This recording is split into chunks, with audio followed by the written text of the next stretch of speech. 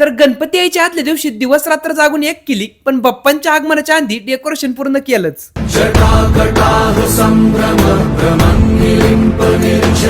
तर रामकृष्ण हरी मंडळी, तर गणपती यायच्या अवघ्या 2 दिवस आधी आपण डेकोरेशन सुरू केलं आणि आपला प्लॅन असा दिसत होता. ह्या प्लॅनचं चित्र बघून माझ्या घरातली सगळी माझ्यावरती हसत होती, पण आता डेकोरेशन बघून सगळी शॉक झाली. गणपतीच्या दिवशी आणि गणपतीच्या आदल्या दिवशी डेकोरेशन करणाऱ्या लोकांना लोक कटाळी जरी म्हणली ना, तरी सगळ्यात स्पीडनी आणि सगळ्यात भारी डेकोरेशन तवच होतं. आपल्या डेकोरेशन मध्ये ना वरचं जंगलाचं काम तर मला दिवसभरातच झालं, पण आता रात्री एक काम राहिलं होतं, ते मग खालच्या जमिनीचं काम. त्याच्यासाठी आहे ना काऊ मध्ये भिजून तर पुती हातारली, पण त्यांनी काही लुकच नाही आला. म्हणून मग त्याच्यावरती परत एकदा काऊचा कलर दिला आणि काळ्या कलरने शेडिंग दिली आणि शेवटी रिझल्ट मध्ये आपली जमीन अशी रेडी झाली. आणि अशा रित्या रातच्या 12:30 वाजता आपलं डेकोरेशन तर पूर्ण झालं, पण अजून मंडळाचं डेकोरेशन बाकी होतं. 2 दिवसात मी घरी केलेलं तुम्ही डेकोरेशन तर बघितलेच, पण आता फक्त एका रात्रीत आम्ही मंडळाचं कसं डेकोरेशन केलंय ते तुम्हाला बघायचं असेल तर चॅनलला फॉलो करून ठेवा. आणि आपलं घरचं डेकोरेशन कसं वाटतंय तेवढं कमेंट बॉक्स मध्ये नक्की सांगा आणि ही रील शेअर करा तुमच्या लिस्ट मधल्या त्या लोकांना जे लोक डेकोरेशन तर गणपतीच्या आदल्या दिवशी करतात पण क्वालिटी करतात.